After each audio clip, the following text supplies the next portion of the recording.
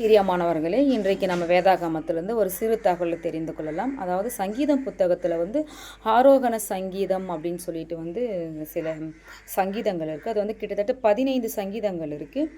அது பார்த்திங்கன்னா 120 முதல் 134 வரை இந்த சங்கீதங்கள் இது எழுதப்பட்டிருக்கு.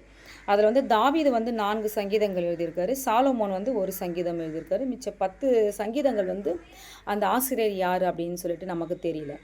அப்போது இந்த ஆரோகண சங்கீதம் என்றால் என்ன அப்படின்னு நம்ம பார்க்கும்போது, அதனோட அர்த்தம் என்ன அப்படின்னு நம்ம பார்க்கும்போது, இது ஒரு பாடலின் இசையையும் ஒரு நடைமுறையும் இது குறிக்கிறது. அப்போது இஸ்ரவேல் மக்கள் மலை ஏறுவதற்கான ஒரு ஏறு வரிசை பாடலாக கூட இது கருதப்படுது. இஸ்ரவேல் மக்கள் எருசலேம் தேவாலயத்திற்கு போகும்பொழுது ஒரு புனித யாத்திரையின் போது இந்த பாடல்களை பாடி இருக்கலாம் என இது கருதப்படுது. அது எப்படி அப்படின்னு நம்ம பார்க்கும்போது, சங்கீதம் 121வது சங்கீதம் சொல்லுது, எனக்கு ஒத்தாசை வரும் பர்வதங்களுக்கு நேராக என் கண்களை ஏறெடுக்கிறேன் அப்படின்னு சொல்லிட்டு ஒரு அழகான ஒரு வார்த்தையை சொல்கிறார். அப்போ அவங்க என்ன பண்ணுறாங்கன்னா, அந்த பர்வதத்தை நோக்கி அவங்க செல்லும் பொழுது அவரை நோக்கி அந்த மலையில் அவங்க கிட்டத்தட்ட இந்த பாடல்களை அவங்க பாடி இருக்கலாம் என நம்பப்படுது.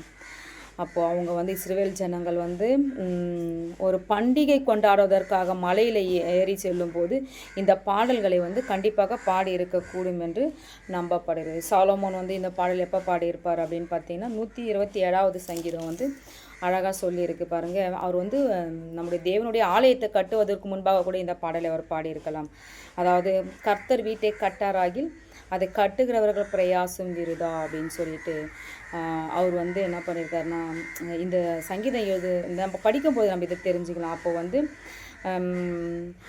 இது அந்த காலகட்டத்தில் அவங்க அது எழுதியிருக்காங்க. சாலமோன் ஒரு ஆலயத்தை கட்டும்போதோ அவரோட அரண்மனை கட்டும்போதோ கூட இந்த இந்த அதிகாரத்தை அவர் எழுதியிருக்கலாம்.